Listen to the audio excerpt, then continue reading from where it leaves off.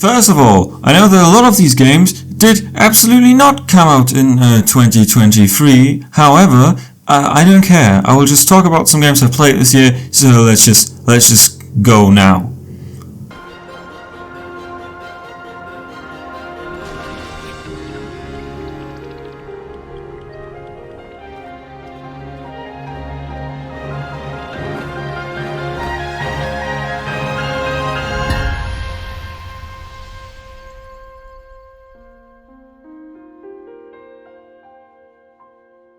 Yeah, kind of disappointing, honestly. I play Zelda for the spectacle, and this game had some of that, but it also had a lot of kind of boring vehicle building. I had a little bit of fun with this, and I think it was awesome in the shrine puzzles. Like, these were so much more interesting than the shrine puzzles in Breath of the Wild, but still, like, you could cheese most of these with a fucking rocket on a shield. The bosses were cool, at least some of them were, especially the last boss. Like, that was just so awesome, and I really dug the weapon combination mechanic, a mechanic that Lies of P would shamelessly steal. However, yeah, so this one kind of didn't do it for me all that much, even though I gushed about it for an entire video. Really, now thinking about it, thinking about especially some experiences I made with all the Zelda games, this is kind of disappointing, and I truly hope that Nintendo focuses on having like a more linear experience in the older Zelda games and more than like 2 bosses. Because after all, what's the world worth if there's just nothing to find in it?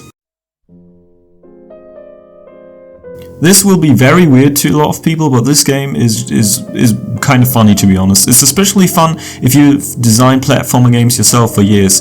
It is just so much fun to watch an industry veteran like Edmund McMillan remix all these just classic platformer ideas that you've seen for millions of times in creative and new ways, and to see how he tackles them. It's really fun. It doesn't have a lot of, you know, surprises. It doesn't do that much interesting stuff, but it does what it does well, and it's a fun little game. If you like platformers, you should probably check it out.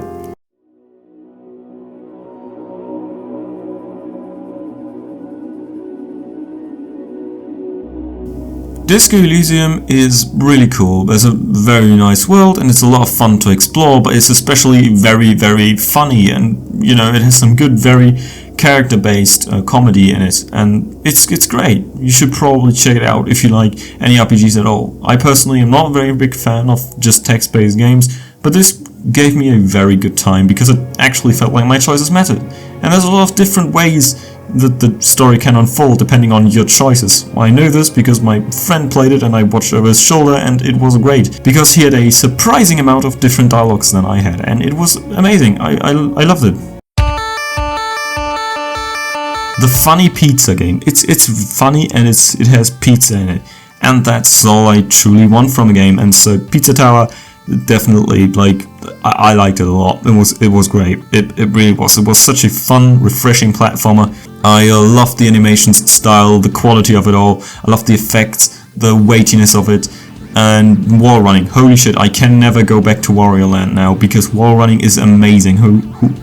I don't know whose idea it was, but this is awesome. I love it so much. There are so many fun ideas packed in here. Normally, it's either level complexity or control complexity, and this game has both, and it's glorious. It's one of the most fun platformers I've ever played.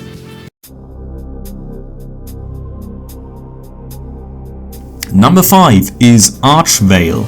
This game was awesome. I really loved it. But what's honestly most surprising about this is just the sheer amount of enemies and bosses they were able to cram into this game. Like, seriously, this was made by like 2 people, and they just went absolutely insane on the boss count and the enemy variety. Every single biome, every single dungeon you see, they hit you with new enemies, new bosses, new weapons, new items, new spells, new upgrades. It's insane. You will collect so many different things. It's such a joy to explore this game, and I'm already on my 2nd playthrough, and it is amazing. Its bullet hell stuff could be a little more balanced, and in general, sometimes it feels like you're hitting major difficulty bumps, but I think this is part of the fun of the game, right? You're exploring a world, it's an adventure, it shouldn't just be smooth sailing.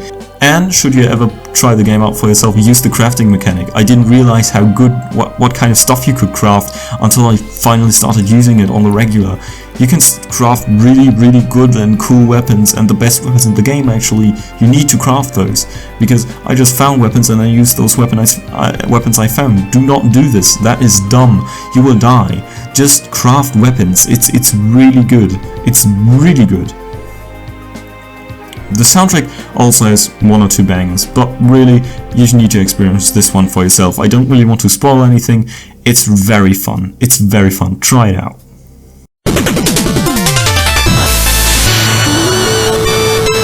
Shouldnt is also a platformer that's really good. Like, for real, this is probably one of the best soundtracks ever. Like, this music is amazing, these levels are inventive and creative, and like the free campaigns, play King Knight for crying out loud. This was so much fun.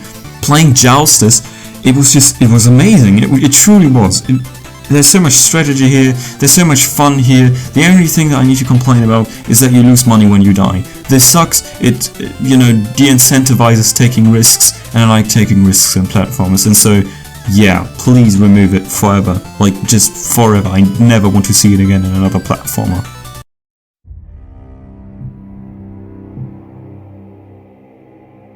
Dark Souls 3 was actually kind of nostalgic to me because, I started playing it like years ago but didn't finish it. And now I started up again and it was amazing. It really is my favorite Souls game, even though its level layout's a little boring and a little generic. Everything feels a little generic, but it's still just such a fun game, for real. Like, the combat in this game is so much fun. It's on the easier side when you consider other Souls games, but it's still a really cool little game, and I recommend it. If you liked any of the Souls games, you will hit Fair and Keep, it will suck massive balls. If it wouldn't exist, this game would be much higher on this list, but I don't care. Push on, have fun, it's a good game, I promise. Especially if you have the DLC, it's one of the best games you'll ever play. It's really cool. Which is exactly why I had such a big problem deciding that this was going below Cuphead, which is a game that I wanted to play forever, but just kinda couldn't get around to it, and now that I have played it, it is one of the best games ever made. For real, there are so many distinct details in its animations that is honestly absurd. There's so many bosses, every single boss doesn't just say stuff, but its animations always convey its personality in such a beautiful way. There's all these little details hidden everywhere. Like, you can see this cat, oh, it eats the mouse. No, the mouse is actually controlling the cat. Nothing in this game hints at that except for that animation, and it's so much fun, for real. And this is all over the game. There's so many fun little details that you can spot everywhere. And these bosses are so much fun to fight. There's so much gameplay variety found in all the different shooters. Like, for example, everyone's always dunking on the tracking shots, right? But honestly, they're not that great, actually. Like, I think that they're pretty well balanced because they do so little damage that in order to use them you actually do need to learn a lot of the bosses perfectly. Just what's actually I think a little unbalanced is spread. I use a ton and it's just you can do so much damage on some bosses and just finish them so quickly. But truly it's just so much fun to play around with all the badges and everything. Try doing bosses with and without the smoke bomb. It was amazing. I had a blast with this game, and the soundtrack, of course, I don't think I need to tell anyone about Cuphead's soundtrack. And my number one spot is Sekiro. Yeah, baby, it's the best game I played this year, I think. And it really is. Like, Sekiro, if you haven't played it and you enjoyed any of the Souls games, what are you doing with your life? Like, honestly, it's such a fun game. Its combat system is so enjoyable that even after beating these bosses tens of times, I can still go back and have fun. It's so amazing. Its music is honestly kind of lame. Like, I think it fits, but it's really not the strongest part of the game, because that is the visuals, the animation, and, the combat flow, because this is the first Souls game that truly feels like you're completely annihilating a boss when you know it. Like, this is a feeling that these games could always, make happen, but this is the first one where it really just feels like it feels the best, is what I'm trying to say. You can just hammer on a boss and just not let it catch a single breath while you just slam him down with an array of attacks. If there's any criticism for me at all, then it is the way they handled the prosthetics. Because the thing is, everyone's always crying about the fact that Sekiro only has one weapon, but it actually doesn't.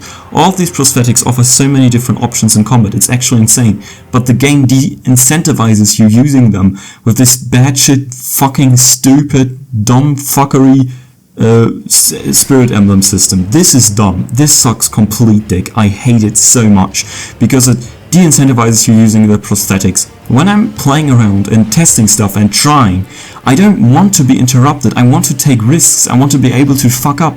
And this just, you know, this means like when you, for example, try to beat a boss with only the loaded X, you now can't do that because you can't try an infinite amount of times. I'm not saying you should limit the amount of uses of these. You definitely should, because otherwise they would just be completely overpowered. But to have spirit emblems be a consumable resource, I think that was a very stupid call. I do not think that they should have done that, and I think it makes the entire game kind of worse. But it's all fine when you consider that final encounter against the Sword Saint.